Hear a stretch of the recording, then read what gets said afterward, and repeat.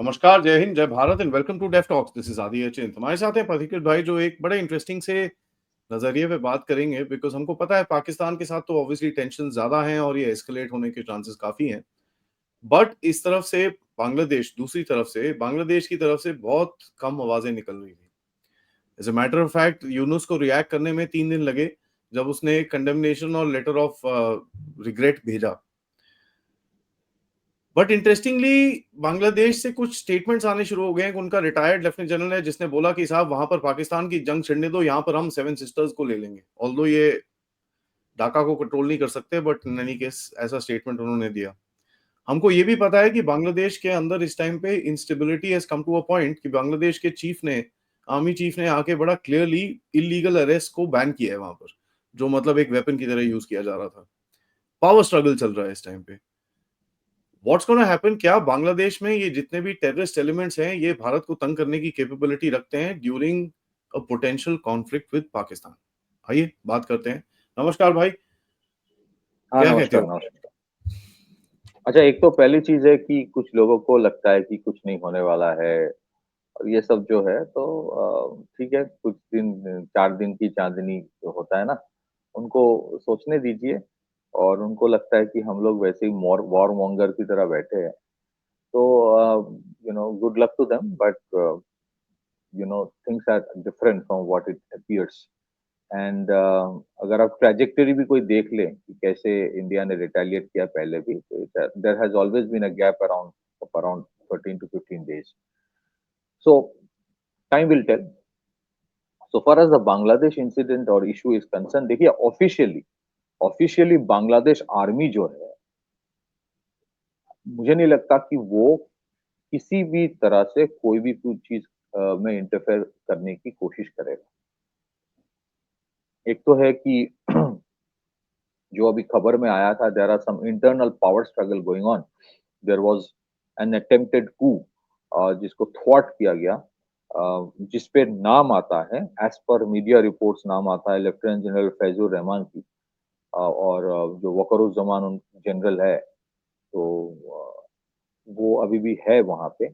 But there was an attempted coup and so there are certain pro-Pakistan elements within the Bangladesh army. This is a reality.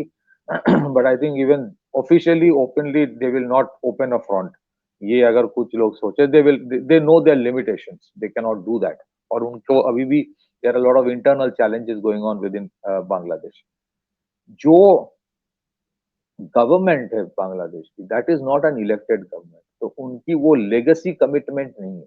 Legacy commitment एक continuity की होती है। जैसे India में हजारों problems है, but इसके बावजूद कुछ कुछ चीजों में कांग्रेस और बीजेपी का एक बाई पार्टीजन अप्रोच होता है कि भाई कुछ कुछ चीजों में जो भी आए, these are the things they will, उसमें कोई दो राय नहीं होता, चेंज नहीं होता, दो राहें नहीं होता। तो दैट कंटिन्यूटी, दैट अप्रोच इस सरकार का होगा कि नहीं होगा, that time will say. Openly शायद the government of Bangladesh will also not do anything, but ये तो रियलिटी है that this present dispensation in Bangladesh which is not elected is pro Pakistan, is anti India. This is a reality. और उसमें देखिए कुछ कुछ retired generals जो होते हैं, वो रिटायर होने के बाद ही वो सब बात करना शुरू करते हैं कि हम ये ले लेंगे, वो ले लेंगे। तो that is part of the game. Retirement के बाद बोलते हैं, रिटायरमेंट के पहले नहीं बोलते, उनको पता है। एंड अभी जो ट्रांसशिपमेंट वाला फैसिलिटी इंडिया ने रेस्ट्रिक्शन लगा दिया है, और अभी जो पाकिस्तानी फ्लाइट्स के लिए एयर स्पेस में रेस्ट्रिक्शंस आ गया है, तो हाल ही में जो एक तो उनके जो टेक्सटाइल ट्रेड है उस पर कुछ तो इम्पैक्ट पड़ेगा ही। The issue is recently Bangladesh और पाकिस्तान के फ्लाइट शुरू हुए थे। I think that would also be hit. So to cut the long story short, Bangladesh army officially कुछ नहीं करेगा, ऑफिशियली नहीं करेगा। Bangladesh government is also very reluctant to take इसमें इन्वॉल्व होने के लिए, क्योंकि अभी उनका जो फॉरेन मिनिस्ट्री का जो एडवाइजर है तौहीद हुसैन, उनको पूछा गया था कि व्हाट उनका क्या राय है अबाउट दिस गोइंग टेंशन। तो उन्होंने कहा था कि we do not want any major conflict to arise that could endanger the people of this region. ये उनका ऑफिशियल स्टेटमेंट है, ट्रिब्यून ने इसको निकाला है। और उसको जब पूछा गया कि when asked whether Bangladesh would mediate, उनको पूछा गया था कि क्या तुम मीडिएट करोगे, तो उनका स्टेटमेंट था we will not try to play any role of mediation at this time, but if they want help it will be considered. अब कौन हेल्प मांग रहा है ये मुझे पता नहीं। उन्होंने कहा कि if they want help it will be considered, we do not want to do anything prematurely. चलिए ठीक है, अच्छा स्टेटमेंट है। सो बट बांग्लादेश का जो अभी रेजिम है उसको सपोर्ट करने वाला जो इकोसिस्टम है, that has lot of elements. Those elements क्या करेगा, कितना Bangladesh government can keep them under control is a question mark, या फिर कंट्रोल में रखना चाहेगा कि नहीं चाहेगा इज अ क्वेश्चन मार्क। एक न्यूज ये भी आया था, वो भी बांग्लादेश की तरफ से रिफ्यूट किया गया। उनका one of their advisers, ministers को उनका अभी वहां पे एडवाइजर बोला जाता है because is not a elected government.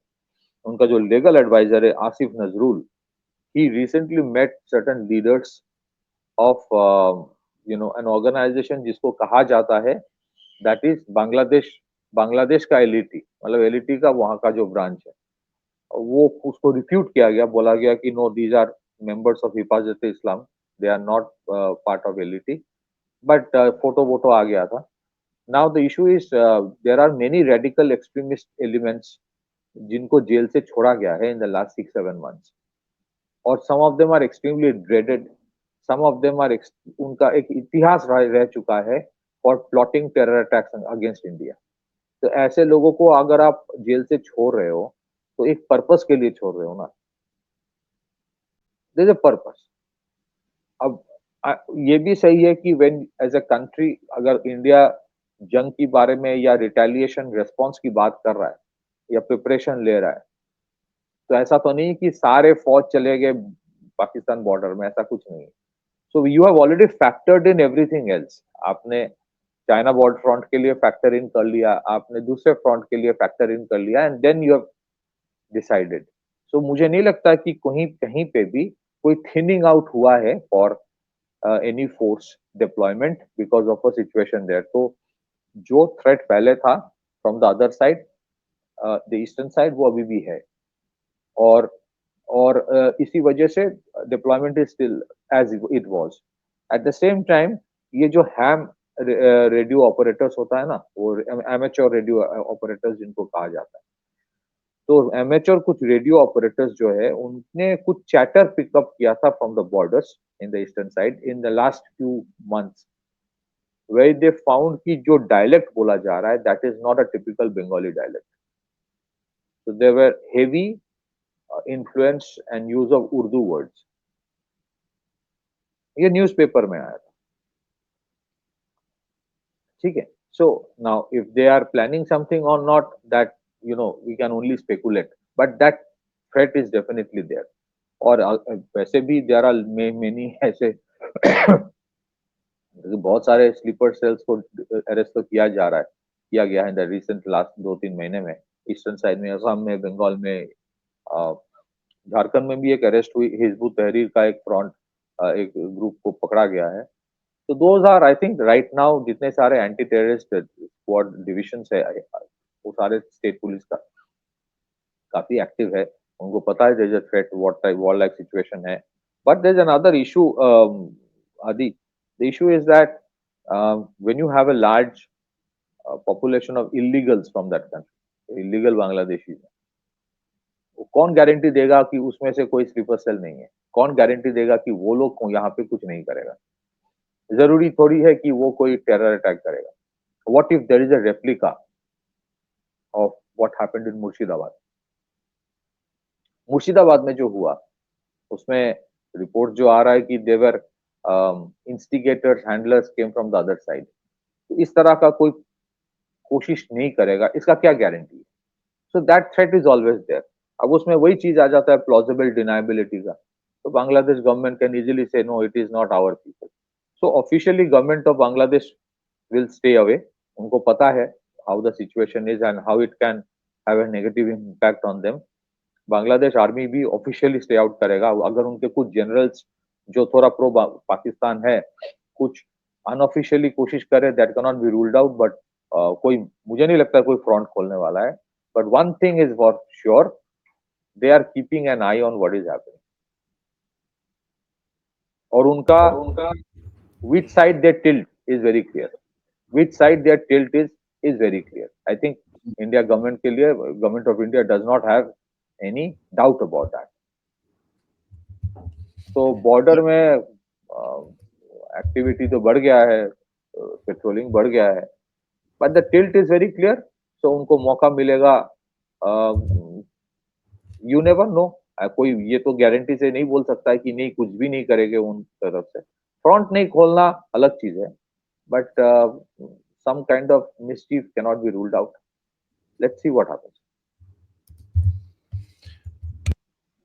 That is the whole point. But interestingly, Bangladesh में 2-3 और भी चीजें हुई हैं जो हम देख रहे हैं कि भाई there are posters being put up by Hizb ut-Tahrir all around the capital asking the military to take over.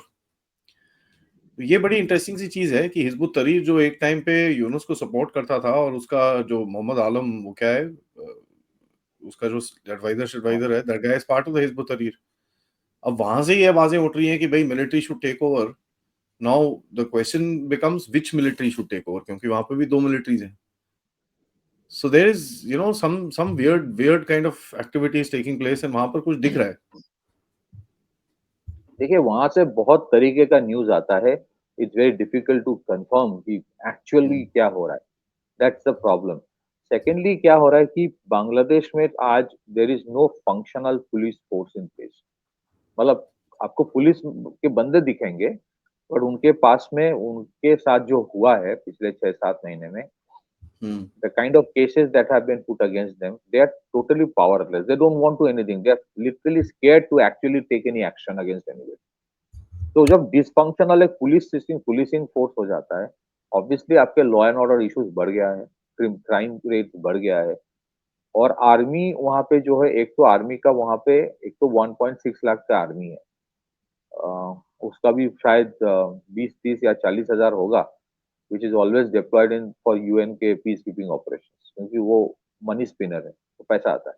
बाकी जो है वो क्या करे, उसको basically law and order deal करना पड़ रहा है अभी.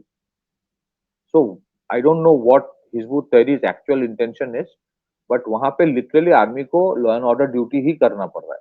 और उसमें आर्मी टेक ओवर की बात इसीलिए हो रहा है. वहां पे क्या होता है ना, किसी का किसी से बनता नहीं है तो बोल देता है तू आर्मी चलो तुम टेक ओवर करो. That is a problem with this kind of democracy. ये भी इनका डेमोक्रेसी भी बांग्ला पाकिस्तान की तरह ही है. Army has always been into active politics. बहुत सारे मिलिट्री कू हुई है वहां पे, मिलिट्री रूल भी हुई है. तो दैट फियर. और वहां पे बांग्लादेश में मिलिट्री कू होता है, मिलिट्री जनरल्स आके प्रेसिडेंट बन जाता है, फिर उनका भी असैसिनेशन हो जाता है. That is a saga that is there, almost like that of Pakistan. So one thing is that कि जो एक हेलो था ना अराउंड मोहम्मद यूनुस, हेलो जो था he is invincible, he can do no wrong, वो कहीं ना कहीं थोड़ा सा तो उसके ऊपर दरार आ गया है. और वो जाहिर है, वो होता है, क्योंकि आप एक इम्पॉसिबल टास्क लेके आए हो, एंड जो जो चीज आप कर रहे हो उससे नुकसान ही हो रहा है बांग्लादेश की इकोनॉमी का. तो कहीं पे पीपल आर नाउ रिएक्टिंग. तो हाँ, मिलिट्री कू का, मिलिट्री टेक ओवर का क्या डायमेंशन है, आपने सही कहा कि which part of the military, that we have to see. But वहां पे जो बैकर्स थे यूनुस के, जो बैकर्स थे, सपोर्टर्स थे, उनमें फैक्शनलिज्म तो आ गया है. वो सपोर्ट बेस आम लोगों में कम हो गया है. और अगर आप चैटर देखेंगे in the YouTube, in social media में, ऐसा नहीं है कि पूरा बांग्लादेश जो है प्रो पाकिस्तान अभी सपोर्ट कर रहा है. बहुत लोग ये भी बोल रहा है कि हाँ वो करने दो, लेट देम फेस इट. या फिर सो इधर are mixed responses. Some are very pro Pakistan and some are very anti Pakistan, कि तुम पानी संभाल नहीं सकते हो, तुम क्या लड़ाई करोगे, ये सब बहुत कुछ एंटी पाकिस्तान में लिखा जाता है. So but the government of जो अभी डिस्पेंसेशन है, उनका tilt is towards Pakistan, that is a given. So if there is a kinetic situation between India and Pakistan, इसका जो कॉन्सिक्वेंस है, जो रिजल्ट है, and I think we all know how the result will be, but let's not talk about the end game क्या है, उसको अलग चीज है. So that would have an impact in Bangladesh. Impact तो होगा. Impact in the sense when Pakistan will be in terrible backfoot, then Bangladesh का ये जो रेजिम है उसके ऊपर उसका इम्पैक्ट पड़ेगा, क्योंकि पाकिस्तान को देख के ही बहुत कुछ किया जाता है। The idea of Pakistan has its relevance in Bangladesh even today. तो इसी वजह से इतना कुछ पाकिस्तान ने गलत किया, उसके बावजूद एक सेक्शन है, they want to revive the idea of Pakistan कि हमें इस पाकिस्तान फिर से बनना है। इतना कुछ किया पाकिस्तान। सो if the idea of Pakistan survives, then these people will get a lot of hope. Or if the idea of Pakistan is terribly, gets a terrible beating, yeah, if the idea of Pakistan is gets harmed or damaged, and if the implosion happens, चाहे वो today हो, 4-5 साल बाद हो, ये हो रहा है, then ये जो बांग्लादेश में जो एंटी पाकिस्तान एलिमेंट है वो हावी हो जाएंगे, क्योंकि उनके लिए they don't find any allegiance to Baloch, they don't find any allegiance to Khyber Pakhtunkhwa, they don't find allegiance to Sindh, they find allegiance to the idea of Pakistan, not to Sindh, Balochistan differently. So if there is and if वैसे भी तो they have a problem with Punjab or Pakistan, वो पंजाब और पाकिस्तान के साथ ही बांग्लादेश का problem हुआ था. It was typically that भाषा, the language issue, the skin color issue, और जो जो इन चीज इन लोगों ने किया था विद मुजीबुर रहमान, कितने दिन उनको जेल में रखा गया, that is another history. The number of times, the number of years he was kept in jail after 1947 by the Pakistani government. So the idea of Pakistan for ये जो लोग अभी बांग्लादेश में है, for them the idea of Pakistan is very important. Now if the idea of Pakistan is terribly badgered, then it has an impact. It has its own consequences. और उस दिन जो आसिम मुनीर का स्पीच था, मैं बार बार यही बोल रहा हूँ, आसिम मुनीर का speech was not for the people of Pakistan only. It was for the people with Pakistani mindset. Whether it is in Pakistan, whether it is in Bangladesh, or whether some in India as well. The idea of Pakistan. So let's see what the end game is. But ये जो लड़ाई है, this is not something जहां पे बांग्लादेश अभी neutral है. They have taken sides, whatever side it is. It's not a neutral. And, yeah, of course. But whether they will do something, well, it will depend upon what trajectory the conflict takes. उसके ऊपर depend करेगा. Back to you.